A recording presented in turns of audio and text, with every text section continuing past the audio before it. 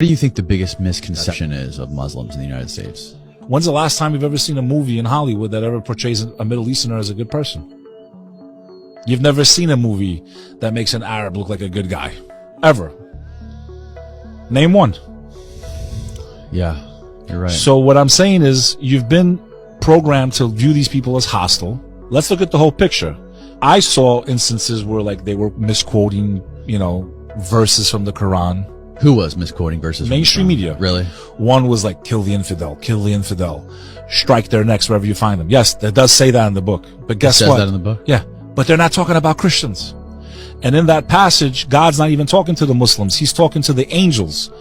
That verse that they loved using in the mainstream media about how they need to kill the infidel, Christians were not considered infidels in Islam. Who were they talking about? They were talking about the other pagan Arabs that were trying to destroy the Prophet Muhammad, who was bringing monotheism, who was telling people God is one, believe in Abraham, Moses, Jesus, these are all prophets of God.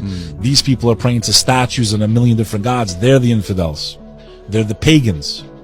So in that verse, they were at a battle, if I'm not mistaken, it was called Badr. It was the Battle of Badr. And historically, they were outnumbered 3-1. So the first Muslims were outnumbered 3-1. And God says in the Quran, He commands the angels, go and support the forces because they're outnumbered.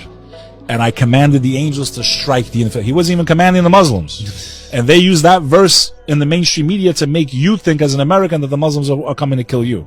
But I'll give you a quote that it does say, speak kindly to the Christian, for they are the closest to you in faith.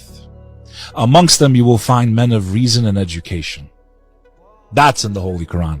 When's the last time you saw that on the news? Never. And what's sad is that Christians and Muslims actually have more in common than anything else. They both believe in Jesus. They believe He's the Messiah. They believe He's coming back to earth. Muslims even believe in an Antichrist the same way Christians do. The only difference between a Christian and a Muslim is that Christians believe Jesus was God or a part of God through the Trinity. Muslims say, no, God is one. Jesus was just another line of the prophets. How did you learn about all this? I've studied theology for 25 years, my friend.